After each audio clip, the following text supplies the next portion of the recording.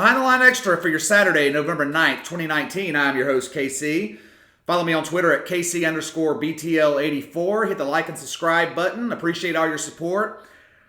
Load management is the big new trend these days in the NBA. This first caught on a little bit a few years ago when Greg Popovich in San Antonio, he sat just about his entire starting lineup on the road the second night of a back-to-back. I don't remember who they were playing. It might have been the Heat. I don't really know, but the game was nationally televised on TNT. I do know that. And obviously, the network was pissed off about it. So, in turn, the NBA front office was pissed off about it. Now, Kawhi Leonard and the Clippers are in the middle of the load management debate. The Clippers were fined $50,000 earlier this week for comments that Doc Rivers made about the health of Kawhi Leonard that they said were, quote, inconsistent with his health status. Now, I'm not a doctor or a physical therapist. I don't know shit about healthcare. So I can't look at it from a health perspective. The only thing I can do is give an opinion from a fan's perspective. The NBA regular season is long. All right, it's grueling. 82 games over 5.5, 6 months. The league has done its best the past several years to eliminate back-to-back games. The teams don't have nearly the amount of back-to-backs that they did in the past, but it's impossible to get rid of all of them. They just can't happen. From a coach's perspective, I understand wanting to limit your star player's minutes during the regular season, especially if he's got a history of injury like Kawhi Leonard does. But let's be real here. Even though I like the NBA regular season, the games that really matter start mid-April. So you want to limit your risk of injury. You want your best players ready and healthy for the playoffs. However, sitting a superstar player that's healthy and can play is a really tough pill for me to swallow. For starters, these guys are making $30 million or more a year. They're making $365,000 a game. So it's really difficult for me to empathize with someone making that kind of money and wanting to sit out a game for fucking rest, especially in October, early November. At the same time, I have no issue with Kawhi or LeBron sitting out home games. I do have an issue with them sitting out on the road or nationally televised games. The networks are paying billions of dollars every year for the rights to broadcast these games. They're paying for the superstar players. We're not tuning in to ESPN or ABC or TNT to watch Patrick Beverley against Kyle Kuzma. We're paying to see Kawhi versus LeBron, Paul George versus AD. Same with the fans that are paying for tickets to these games. Kawhi and LeBron, they visit these teams on the Eastern Conference one time a year. If you paid $1,000 or more for courtside seats, you had your son, Little Gomez or Little Petey with you, and LeBron James is their favorite player, and you get to the game and the motherfucker is sitting on the bench because he needs rest, are you going to put down that kind of money again to attend an NBA game? Back in May, Doc Rivers compared Kawhi Leonard to Michael Jordan. This is around the time they were signing him, or before that actually. He said that he's the most like Jordan that we've seen. Now, Kawhi Leonard's a great player. You can't take that away from him. And to be honest with you, he might be the best player in the NBA right now. He's that good. He carried that Toronto team last year to the finals and they won it. But how many times did Michael Jordan sit out a regular season game for rest? I'll tell you, never. On the contrary, Michael Jordan would play when he was sick. He would play through injury. And it wasn't just him. The entire generation of 80s or 90s NBA players, they had that mentality. You couldn't keep those guys off the court. They'd fight the medical staff if they were told they weren't cleared to play. Now, the technology today is light years ahead of what they had in the Jordan era.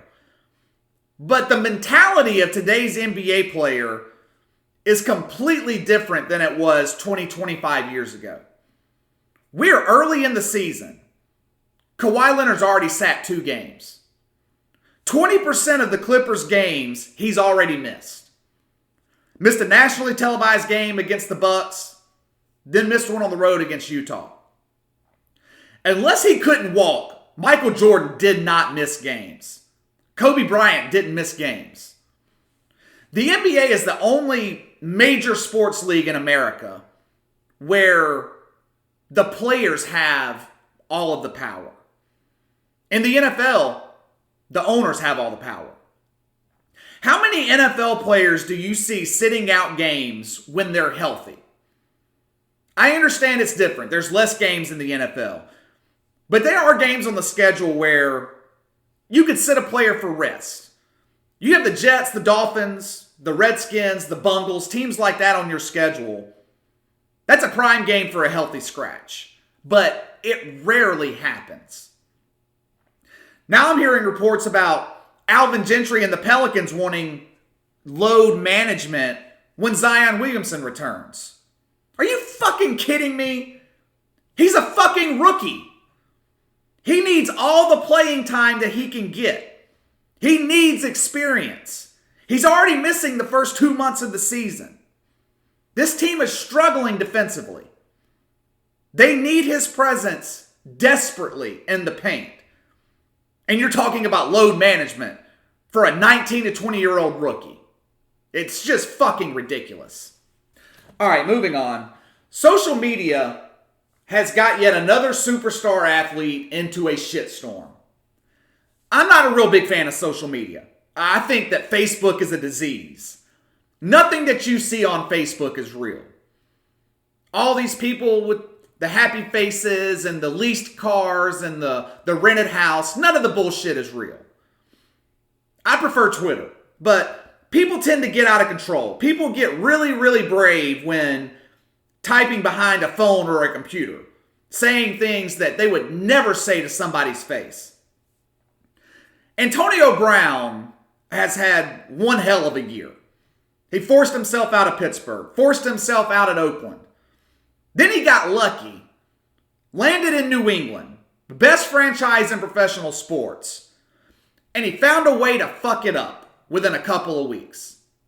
And now, every day, we see him waffling back and forth. One day, he's tweeting out that he's out of the NFL forever. The next day, he loves football, wants to get back in the league. Then, earlier this week, he tweets out this gem. Imagine conforming to a system, giving it 100% to see them treat me like this is unfairly. Making money off my sweat and blood. Fuck the NFL. I'll never play in that shit. Treat black people the worst. Clear my name and go fuck yourself. Really? Now the NFL is racist because of what you have done to yourself. It's just fucking ridiculous. I hate it when people unjustly bring race into anything. Newsflash, AB. None of what's happened to you this past year happened to you because you were black. It's because you did it to yourself. He's filed 8 grievances between Oakland and New England, asking for around $40 million in lost compensation. He will lose every single grievance. This isn't a Colin Kaepernick situation where the owners colluded to keep a guy out of the league when he did nothing wrong. AB has done everything possible to fuck up his career. His career's over. It's finished. At 31 years old, he's on the back end of his prime anyway. I would be surprised if any team in the league touched him at this point. Why bring the unnecessary drama into your locker room? To be honest, I actually feel bad for Antonio Brown. This behavior isn't normal. I don't want to speculate that he's mentally ill or anything serious like that. But all of this lashing out, all of this flip-flopping, one day I love the NFL, the next day I'm out of the league forever. It's not normal behavior. I think it would be best for him to step away from football and get off the fucking social media for a while. He has these sexual assault allegations hanging over his head, and if that happens to be a shakedown, I completely understand his frustration. His name being dragged through the mud, and if it ends up being untrue, he'll never get his reputation back. But he isn't helping his case. He isn't making himself a sympathetic figure with all these outbursts. At this point, maybe it's best for Antonio Brown to be sitting on a couch venting his problems than it would be for him venting them to the world on Twitter and Instagram. All right, let's get to the NFL plays. We got a huge Sunday tomorrow. This is the best time of year, in my opinion, for sports. The NBA's in full swing. We're getting to the best time of the regular season in the NFL. Almost every game on the NFL schedule this weekend has playoff implications. There are 15 teams in the league right now with winning records. You can't get more balanced than that. Chiefs-Titans, huge game for Tennessee. Must win. Titans lose this game, they're more than likely out of the playoff hunt unless they win out the rest of the year. Patrick Mahomes scheduled to return. Interesting matchup between him and this Titans defense.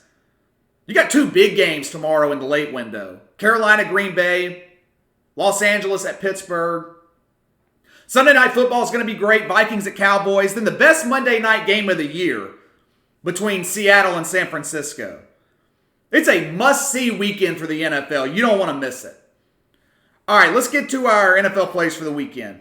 Love the plays this week. First game up, Bills at Browns. Current line, Cleveland -3. This is one of those rare games that happen a couple of times a year in an NFL season.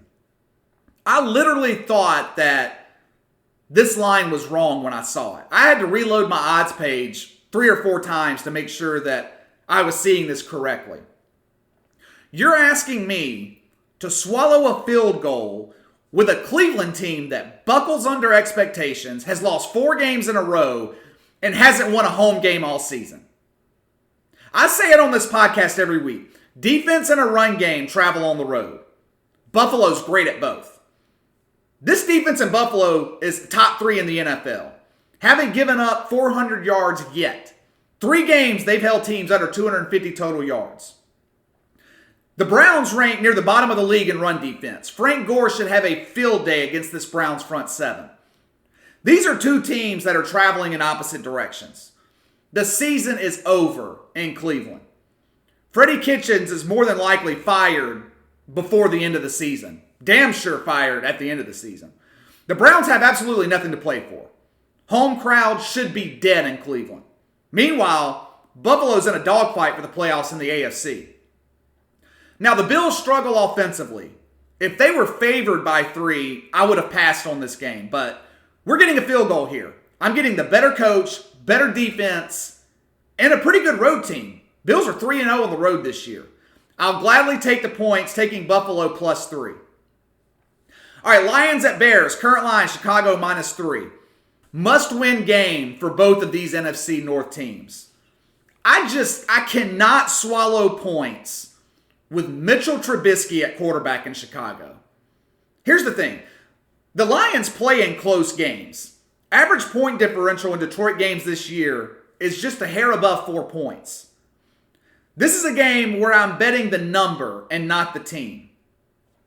The defense in Detroit is awful. They allow the 2nd most yards, 5th most points in the league. But that really doesn't matter here because the Bears can't score. The offense in Chicago can barely move the chains, much less get the ball in the end zone. Mitchell Trubisky has lost all confidence. I can't believe at this point that Matt Nagy is still starting him. Matt Stafford, on the other hand, is quietly having a career year. Leads the league in passing yards per game, on pace for a career-high touchdowns, and currently has a career-best quarterback rating. More importantly, though, he's taking care of the ball. Only 5 interceptions on the season. We've seen it the past 3 to 4 weeks. This Bears defense gets worn down as the game progresses. They're on the field for too long. I think Stafford and the Lions offense will grind them down. Also, Detroit plays well against Chicago. Won 9 of the last 12 meetings. Not to mention that they're a good team to bet on the road. 5-2 against the number their last 7 road games.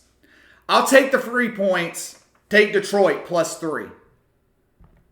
All right, next game up. Giants and Jets. Current line. Giants -3. Before I get into this pick, let me make one thing clear. The Jets suck. We all know that. This team is literally falling apart at the seams. Locker room is in shambles. Adam Gase is just waiting on the dreaded phone call that he's fired. With all that being said, I like the Jets in this spot here against the Giants.